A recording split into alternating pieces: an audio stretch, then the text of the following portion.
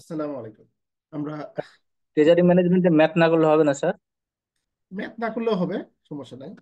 তারপর ম্যাথ গুলো দেখাবো, আমি ম্যাথ গুলো আপনাদের দিব। তো আমরা treasury management module D, asset liability management. Asset liability management আমরা প্রথমে দেখেছিলাম, 1 নম্বর অধ্যায়ে অ্যাসেট লাইবিলিটি ম্যানেজমেন্টে একটা ধারণা পেয়েছিলাম আমরা। তো এখানে আমরা যে প্রশ্নগুলো আমরা দেখবো অ্যাসেট লাইবিলিটি ম্যানেজমেন্টে, যেগুলো ইম্পর্টেন্ট মডিউল, এখানে এই যে ডি নম্বর মডিউলে এটা সাজেশনে আমরা দেখব। তো 1 নম্বর, 3 নম্বর, 4, 5, 1, 3, 4, 5 আমরা এটা দেখবো প্রথমে। 1, 3, 4, 5। আচ্ছা, অনেক বড় 23টা প্রশ্ন এখানে দেওয়া আছে। তো আপনি সম্পদ দায়ী ব্যবস্থাপনা বা A L M, asset liability management. Asset সম্পদ, এতে অ্যাসেট, অ্যাসেট মানে সম্পদ, এতে লাইবিলিটি, লাইবিলিটি মানে দায়, আর এম তে ম্যানেজমেন্ট, ম্যানেজমেন্ট ব্যবস্থাপনা। তাহলে সম্পদ দায়ী ব্যবস্থাপনা বলতে কি বোঝেন? অ্যাসেট লাইবিলিটি ম্যানেজমেন্ট, এটাই তাহলে বুঝতে পারতেছেন যে হলো একটি কৌশলগত আর্থিক ব্যবস্থাপনা প্রক্রিয়া যা ব্যাংকগুলি তাদের সম্পদ এবং দায়গুলির সাথে যুক্ত ঝুঁকিগুলোকে কার্যকরভাবে পরিচালনা করতে ব্যবহার করে। এতে সম্ভাব্য অমিল কমাতে এবং লাভজনকতা অপটিমাইজ করার জন্য ব্যাংকের সম্পদ এবং দায়গুলি পরিপক্কতা, সুদের হার, তারল্য বৈশিষ্ট্য নিয়ে পর্যালোচনা করে। অর্থাৎ আমাদের সম্পদ এবং আমাদের যে ব্যবস্থা, দায় আছে, প্রতিষ্ঠানের যে দায় আছে, এই দায়গুলোর মধ্যে, সম্পদ এবং দায়গুলির মধ্যে যে আমাদের কার্যকর ঝুঁকিগুলোকে কার্যকরভাবে পরিচালনা করার জন্য কিভাবে ঝুঁকি মিটিগেট করা যাবে, কিভাবে যেন ঝুঁকি তৈরি না হয়, ঝুঁকি তৈরি হলেও যেন সেটা সহজে আমরা যেটা আমরা মিট আপ করতে পারি, এই বিষয়গুলো পর্যালোচনা করার নামই হচ্ছে সম্পদ দায় ব্যবস্থাপনা। তো এখানে সর্বশেষে যে বিষয়টা, এটা এ বিষয় নিয়ে অনেক আলোচনা করা হয়েছে অবশ্যই। এর আগে 2টা টপিকে ছিল, ফার্স্ট পার্টে, ফার্স্ট চ্যাপ্টারে আছে এটা। এখানে সর্বশেষে যেটা বলা আছে যে সম্পদ দায় ব্যবস্থাপনা হলো একটি কৌশলগত আর্থিক ব্যবস্থাপনা প্রক্রিয়া যার লক্ষ্য একটি প্রতিষ্ঠানের সম্পদ এবং দায়, কারণ এই এর কথার মধ্যে আমাদের বলা আছে যে সম্পদ এবং দায়গুলিতে কার্যকরভাবে ঝুঁকি পরিচালনা করতে এবং তার সামগ্রিক আর্থিক অবস্থানকে অপটিমাইজ করা। অপটিমাইজ করা মানে এর ঝুঁকিগুলোকে কমিয়ে আনা, মানে আমাদের পরিবেশের সাথে, আমাদের এনভায়রনমেন্টের সাথে, প্রাতিষ্ঠানিক পরিবেশের সাথে মেনিয়ে চলা। সেটা হচ্ছে আমাদের কাছে ঝুঁকি ব্যবস্থাপনা, ঝুঁকি দায়ী ব্যবস্থাপনা, অ্যাসেট লায়াবিলিটি ম্যানেজমেন্ট। তো এই সংজ্ঞাটা আসে না, অ্যাসেট লায়াবিলিটি ম্যানেজমেন্ট বলতে কি বোঝে এটা আসে। যদি আসে তা আমরা এই সংজ্ঞার এর মাধ্যমে আমরা আলোচনা করবো এটা। এখানে দেওয়া আছে এই উদাহরণগুলো, একটু পড়ে নেবেন, কারণ এটা এই অধ্যায়টা শেষ করতে হবে, একটু দেখে নেবেন, সংজ্ঞাটা মনে রাখার চেষ্টা করবেন, তাহলে আমরা এখানে পাবেন। 2 নম্বর আমাদের সাজেশনে দেওয়া নাই, সাজেশনে যেটা দেওয়া নাই সেটা পড়বো না আমরা। এখানে অ্যাসেট লায়াবিলিটি ম্যানেজমেন্টের সুবিধা, অসুবিধাগুলো চেয়েছে, সুবিধাগুলো চেয়েছে, অসুবিধাগুলো চেয়েছে। তো এই দুটা সাজেশনে দেখবো। 3 নম্বর দেখবো লিকুইডিটি ম্যানেজমেন্ট, অনেক গুরুত্বপূর্ণ প্রশ্ন, অনেক গুরুত্বপূর্ণ প্রশ্ন লিকুইডিটি ম্যানেজমেন্ট। তো লিকুইডিটি ম্যানেজমেন্ট, লিকুইডিটি বলতে কি বুঝি, মানে ওই 1 নম্বর প্রশ্ন হচ্ছে, এই প্রশ্নটা অধিক গুরুত্বপূর্ণ। লিকুইডিটি ম্যানেজমেন্ট বলতে, লিকুইডিটি কি, তারল্য, তাই না? তারল্য বলতে কি বুঝি? নগদ টাকা। তাহলে নগদ টাকা হচ্ছে তারল্য। তার মানে কি, তারল্য ম্যানেজমেন্ট মানে কি? নগদ টাকার ম্যানেজমেন্ট, সহজ কথায় যদি আমরা এভাবে একটু চিন্তা করি। তাহলে লিকুইডিটি ম্যানেজমেন্ট বা তারল্য ব্যবস্থাপনা কি? লিকুইডিটি ম্যানেজমেন্ট বলতে একটি প্রতিষ্ঠানের মধ্যে নগদ এবং অন্যান্য তরল সম্পদের প্রাপ্যতা এবং ব্যবহার পর্যবেক্ষণ ও নিয়ন্ত্রণের প্রক্রিয়াকে বোঝায়। মানে নগদ টাকা এবং অন্যান্য যে তরল সম্পদগুলো আছে, নগদ সমতুল্য যে সকল সম্পদ আছে, স্বল্পমেয়াদী সিকিউরিটিজ, প্রাপ্য হিসাব, এই জিনিসগুলো হচ্ছে আমাদের কাছে আহ, মানে অন্যান্য তরল সম্পদ হিসেবে গণ্য করা যায়। লিকুইডিটি ম্যানেজমেন্ট প্রতিষ্ঠানের স্বল্পমেয়াদী বাধ্যবাধকতাগুলি পূরণ করার জন্য হাতে পর্যাপ্ত নগদ রাখা এবং অলস নগদ অর্থ রাখার সাথে সম্পর্কিত খরচ এবং ঝুঁকিগুলো হ্রাস করে। এটা এর আগে অবশ্য আমি বলেছিলাম মনে হয়, যে লিকুইডিটি ম্যানেজমেন্ট, লিকুইডিটি ম্যানেজমেন্টটা হচ্ছে আমরা ব্যাংকের ক্ষেত্রে যদি আমরা দেখি, ব্যাংকের ক্ষেত্রে যদি দেখি যে আমাদের কাছে ভোল্টে টাকা রাখা, বেশি টাকা রাখা, কিন্তু অনেক বেশি টাকা রাখা না রাখা, অর্থাৎ একটা অপটিমাইজ পর্যায়ে রাখা, ব্যাংকের অপটিমাইজ পর্যায়ে রাখা কিন্তু অনেক গুরুত্বপূর্ণ একটি ব্যাপার। এটা আমাদের প্রত্যেকদিন একজন যে ক্যাশ ইনচার্জ থাকবে, একজন অপারেশন ম্যানেজার এবং ম্যানেজারের বিচক্ষণতার উপর কিন্তু নির্ভর করবে এই জিনিসগুলো। যদি ক্যাশ বেশি থাকে আপনার জন্য লস আইটেম, ক্যাশ কম থাকলেও আপনার রিপোর্টেশনের ব্যাপার বিশাল, মানে অনেক বড় একটা চ্যালেঞ্জিং এর বিষয়। যদি আপনার ক্যাশ কম থাকে তাহলে পার্টিকে পেমেন্ট না দিলে আপনার একটা রিপুটেশনের ব্যাপার। আর যদি ক্যাশ বেশি থাকে তাহলে ক্যাশ বেশি থাকলেও সেটা আপনার কাছে ঝুঁকিপূর্ণ, সেটা আপনার ইন্স্যুরেন্স দিতে হবে, তার জন্য আলাদা ব্যয় আছে। তারপরে আপনার সেটা, সে টাকাটা ভোল্টে পড়ে আসতে আমেরিকা, এর উপর আপনি কোনো ইন্টারেস্ট পাচ্ছেন না। এই টাকাটা যখনই আপনি বাংলাদেশ ব্যাংকের হেড অফিসের অ্যাকাউন্টে যখন জমা করবেন তখনই আপনার ইন্টারেস্ট শুরু হবে, ইন্টারেস্ট গেইন করবে। তাহলে ভোল্টে টাকাটা পড়ে থাকাও আমাদের কাছে, বেশি টাকা থাকাটাও হচ্ছে আমাদের কাছে একটা কি বলবো ঝুঁকির ব্যাপার। আবার টাকা কম রাখাটাও হচ্ছে রিপুটেশনের ঝুঁকির ব্যাপার। আমার দুই ক্ষেত্রেই আমরা ঝুঁকি, এক্ষেত্রে বিচক্ষণতা আমাদের কাজ করতে হয়। ক্যাশ ইনচার্জ আমাদের অপারেশন ম্যানেজার স্যার আর আমাদের যে ম্যানেজার স্যার থাকবে এদের বিচক্ষণতার উপর এই জিনিসগুলো নির্ভর করে। এই জিনিসটাই হচ্ছে তারল্য ব্যবস্থাপনা। যে আমাদের এই সে কথা এখানে বলা আছে লিকুইডিটি, মানে আপনারা এই কথার উপর ভিত্তি করে মাথায় যদি নাও আসে তাহলে লিকুইডিটি ম্যানেজমেন্ট বলতে এই কথার উপর ভিত্তি করে আপনারা লিখবেন। ব্যাংকাররা এই জিনিসগুলো ভালো জানে, এর উপর ভিত্তি করে আপনি লিখবেন যে লিকুইডিটি ম্যানেজমেন্ট হলো স্বল্পমেয়াদী বাধ্যবাধকতাগুলি পূরণ। মানে কি স্বল্পমেয়াদী বাধ্যবাধকতা বলে বলতে বোঝায় যে ব্যাংকে যারা সেভিংস অ্যাকাউন্ট করছে, কারেন্ট অ্যাকাউন্ট করছে, 1 মাসের জন্য এফডিআর করছে, এই জিনিসগুলো হচ্ছে স্বল্প মেয়াদী বাধ্যবাধকতা। মানে বাধ্যবাধকতা মানে বলতে কি বুঝি, যে আমরা দিতে যেটা বাধ্য থাকিব। একজন কাস্টমার চেক নিয়ে হাজির হয়েছে, আমরা ও ভাই টাকা তো নাই ভাই, হবে না, যান, এই কথা বললে কিন্তু হবে না।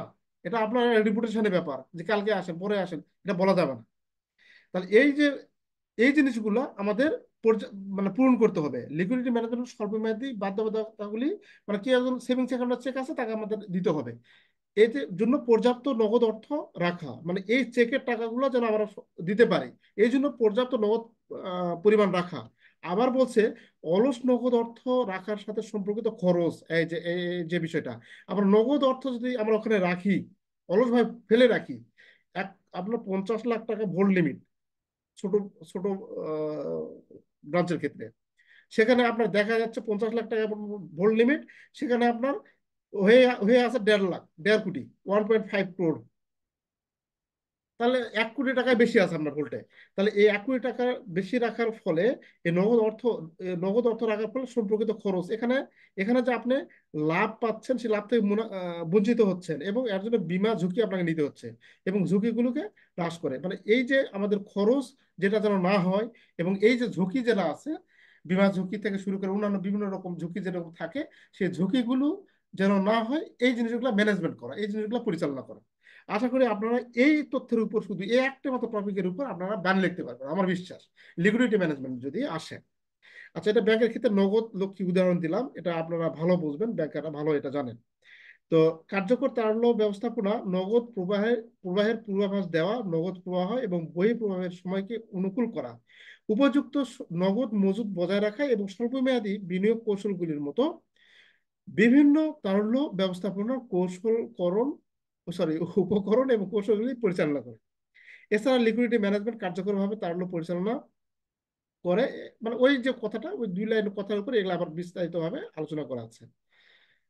লিকুইডিটি কার্য পরিচালনা করে সংস্থাগুলি বা ব্যাংকগুলি, এখানে আপনি দিতে পারেন ভাষা, বা প্রতিষ্ঠানগুলি তাদের আর্থিক স্থিতিশীলতা উন্নত করতে এবং তাদের বাধ্যবাধকতাগুলি পূরণ করতে বিনিয়োগের সুযোগগুলি দখল করতে বলে আছে। সর্বশেষ আমরা বলতে পারি লিকুইডিটি ম্যানেজমেন্ট হলো একটি কোম্পানির বা ব্যক্তির কাছে স্বল্পমেয়াদী আর্থিক বাধ্যবাধকতা পূরণের জন্য পর্যাপ্ত নগদ অর্থ রাখা এবং তা নিশ্চিত করা, এবং নগদ নগদ অর্থ রাখার সাথে সম্পর্কিত খরচ এবং ঝুঁকিগুলো হ্রাস করা।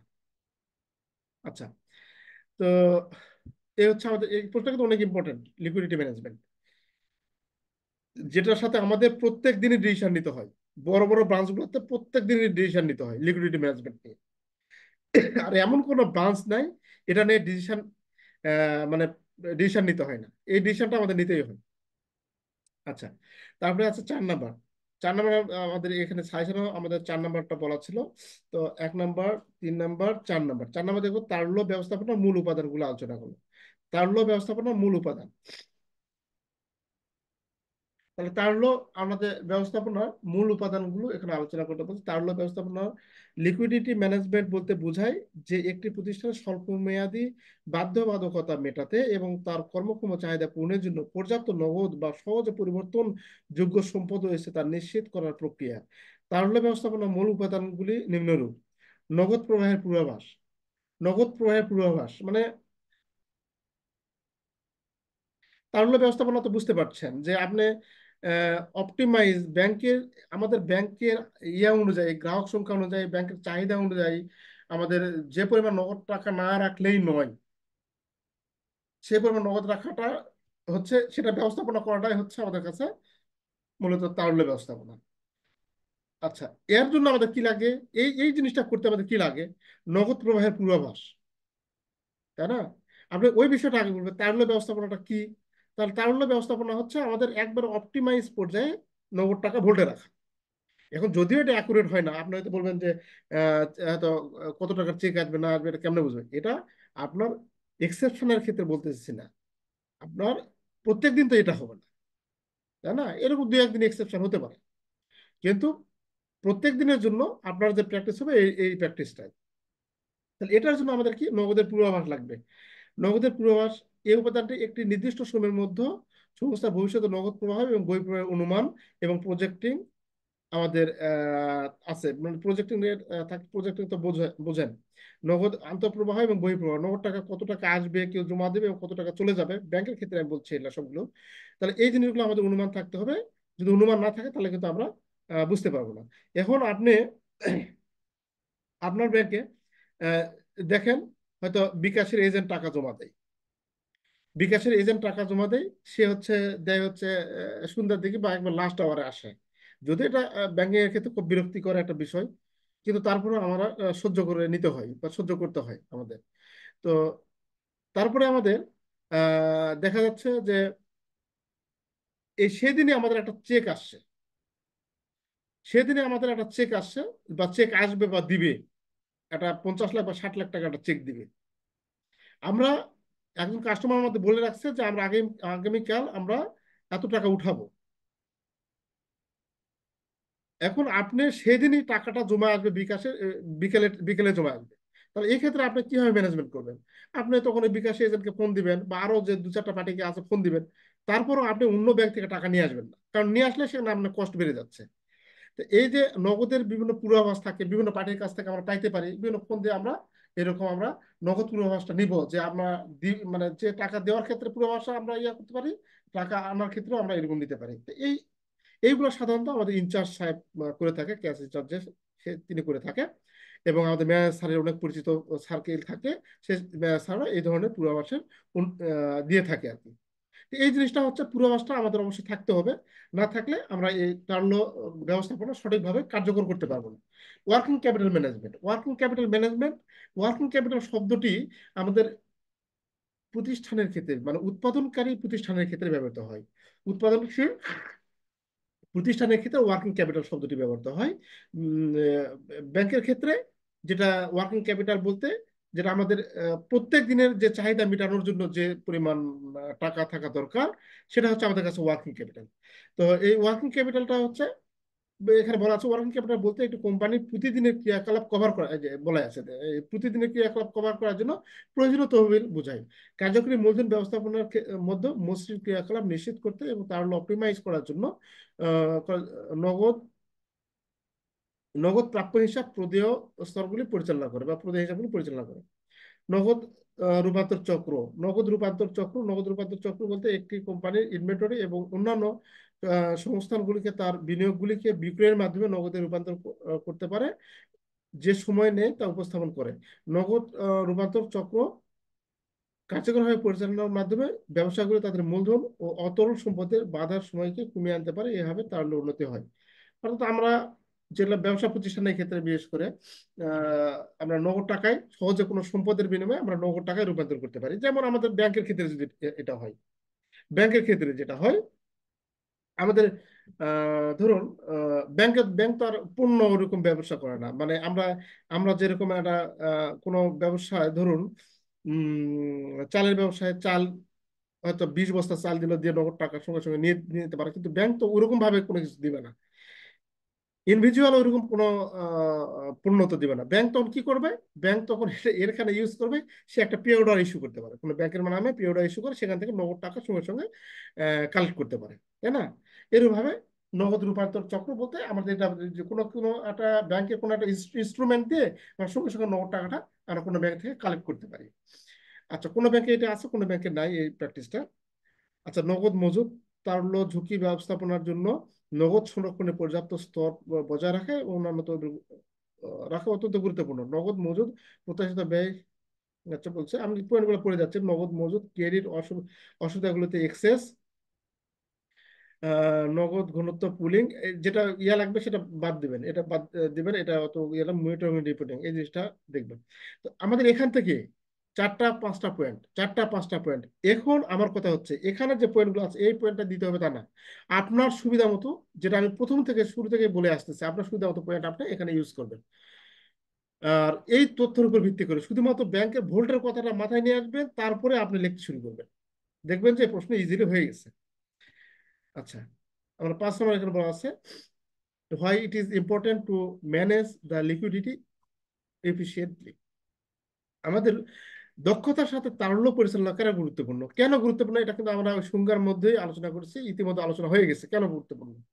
আমরা গুরুত্বপূর্ণ এই জন্য যে আমরা স্বল্প মেয়াদী বাধ্যবাধকতাগুলি পূরণ করি, মানে স্বল্প মেয়াদী চেকের চাহিদা, সোজা কথা শেষ।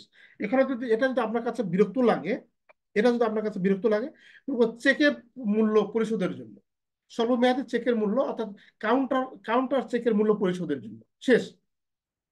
মানে আরো সহজ ভাবে যদি আপনি আরো কোনো সহজ ভাষা ইউজ করতে পারেন, সে ভাষা লিখতে পারেন। স্বল্পমেয়াদী বাধ্যবাধকতা এই ভাষার পরিবর্তে যদি আপনি মনে করেন ক্যাশ চেক, ক্যাশ চেকের বাধ্যবাধকতাগুলি পূরণ, বা ক্যাশ চেক প্রদান, ক্যাশ চেকের নগদ অর্থ প্রদান, এরকম ভাবে পয়েন্ট আপনি এখানে লিখতে পারেন, কোনো সমস্যা নেই। তাহলে ক্যাশ চেকের নগদ অর্থ পরিচালনার জন্য বা প্রদান করার জন্য আমাদের এই এটার আমাদের দক্ষতার সাথে তারল্য পরিচালনা করা দরকার। নগদ প্রবাহ ব্যবস্থাপনা, নগদ প্রবাহ ব্যবস্থাপনার ক্ষেত্রে তো অবশ্যই দরকার ক্যাশ ফ্লো স্টেটমেন্ট। আমাদের ক্যাশ ফ্লো ম্যানেজমেন্টের জন্য আমাদের নগদ টাকা কত আসবে কত যাবে এটার জন্য আমাদের এই তারল্য ব্যবস্থাপনা অত্যন্ত দরকার। এটা না হলে আমরা করতে পারবো না। বিনিয়োগের সুযোগগুলো দখল করা, আমরা কিন্তু এর সাথে এখন দেখুন, আমরা এর সাথে কিন্তু মুনাফা জড়িত, তাই না? আমরা নগদ টাকা যদি অপটিমাইজ পর্যায়ে রাখি, মানে আমরা একবার কাম্য পর্যায়ে রাখি, তাহলে আমরা সহজে বিনিয়োগগুলি আমরা করতে পারবো, আমরা বিভিন্ন জায়গায় ইনভেস্টমেন্ট করতে পারবো।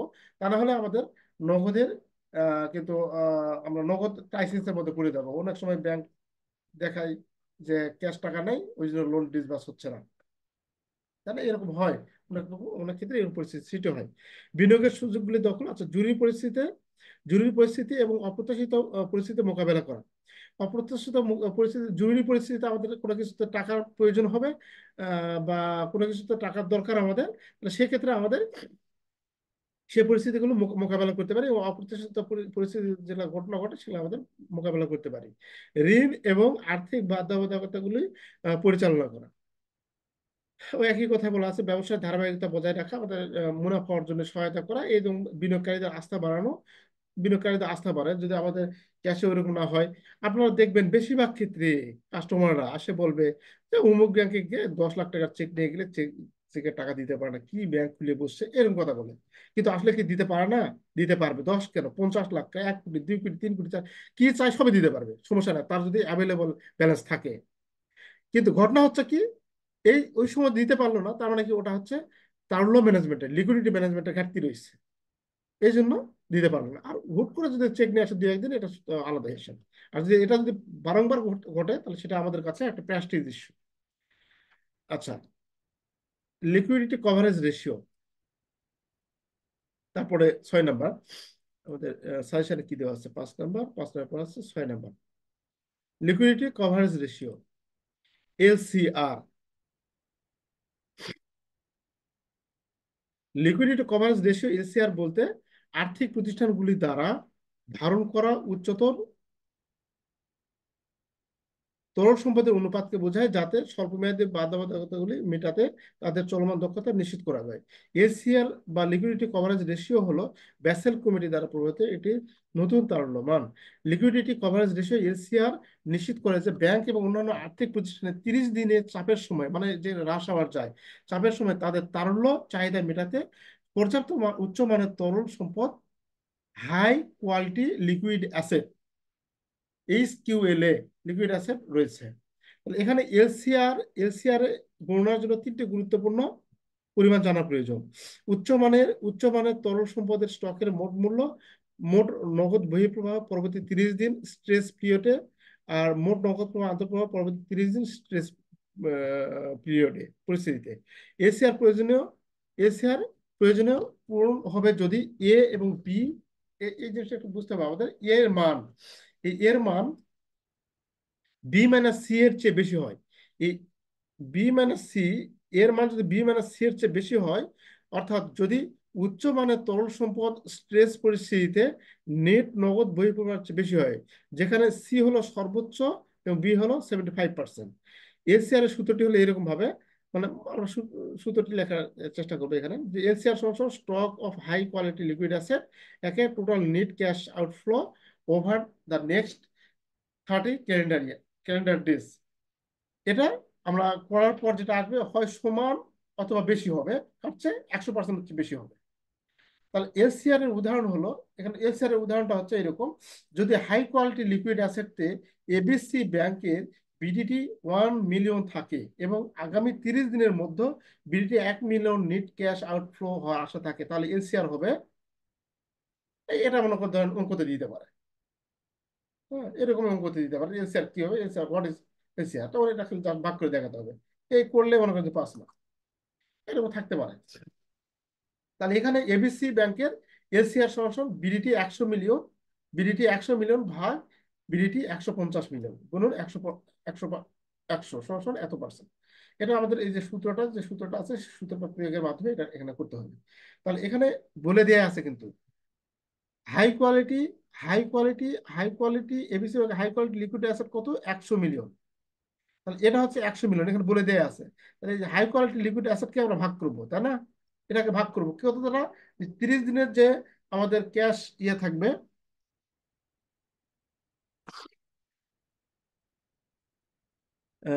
30 দিনের মধ্যে যে আমাদের বিডিটি এখানে বলা আছে net cash outflow, net cash outflow 150 million net cash outflow যদি হয়, তাহলে সেটা দ্বারা আমরা ভাগ করবো, করে একটা দ্বারা গুণ করলে যেটা আসবে সেটা হচ্ছে এলসিআর। এক্ষেত্রে এক্ষেত্রে খেয়াল করুন, এক্ষেত্রে এত পার্সেন্ট এবিসি ব্যাংকের এর 100% বা তার বেশি নিরাপত্তা আবশ্যক পূরণ করে না। তাহলে খেয়াল করুন যে এলসিআর এত পার্সেন্ট এবিসি ব্যাংকের 100% বা তার বেশি নিরাপত্তা পূরণ করে না। তাহলে এবিসি ব্যাংকের হয় তার মোট হাই কোয়ালিটি লিকুইড অ্যাসেটের মান বাড়াতে হবে, বা নিরাপত্তা আবশ্যক মেনে চলার জন্য এর নগদ প্রবাহ কমাতে হবে। হয় আমাদের এর মান বাড়াতে হবে, অথবা হয় এটি আমাদের বাড়াতে হবে, নাহলে এটির মান কমাতে হবে। এ কথা এখানে বলা আছে। অন্যদিকে আবার এক্স ওয়াই জেড, মানে একই উদাহরণ আবার একটা একটা বেশি পয়েন্টে দেখানো হয়েছে, এখানে 66 পয়েন্টে দেখানো হয়েছে, এটা আবার এই 100% বেশি দেখানো হয়েছে। তখন কি ঘটবে? X Y Z limited high quality liquid asset এত মিলিয়ন আছে এবং আগামী 30 দিনের মধ্যে আমাদের বিডিটি এত দরকার, নেট ক্যাশ আউটফ্লো বলে আশা করছে। সুতরাং এক্স ওয়াই জেড এর এলসিআর হবে কি, এই 200 মিলিয়নকে এখন এটা এটা দ্বারা ভাগ করলে, আমরা এত দ্বারা গুণ করলে এত পার্সেন্ট হয়। এক্ষেত্রে কমেন্টে লেখা আছে এলসিআর এত পার্সেন্ট এক্স ওয়াই জেড এর 100% বা তার বেশি নিরাপত্তা আবশ্যক পূরণ করে, যা এবিসি ব্যাংকের নিরাপত্তা প্রয়োজনীয়তার সাথে সঙ্গতিপূর্ণ। তাহলে এলসিআর আমাদের এই দুটো বিষয়, আমাদের এলসিআরটা আমাদের একটু জানার প্রয়োজন। আমাদের অঙ্কে এরকম দিতে পারে বা আসতে পারে। এই এই বিষয়টা একটু আমরা দেখবো, একটু দেখে নেবেন। এলসিআর এর পর আছে নেট স্টেবল ফান্ডিং রেশিও। এই এই জিনিসগুলো কিন্তু আমাদের আসে পরীক্ষায়। এই যে নেট স্টেবল ফান্ডিং রেশিও, তা advance to deposit ratio, contingency fund plan, এটা পরে আসবে। এই জিনিসগুলো আমাদের বেশি বেশি আসে। তো আমাদের এখানে আজকে সময় আধা ঘন্টায় এখানে বেঁধে দেওয়া ছিল। তো অলরেডি 10 না কয়টা দিয়ে ক্লাস হবে এটা? আধা ঘন্টা সময় দেওয়া ছিল। আপনাদের কাছে রুটিনটা আছে? এখানে বলা আছে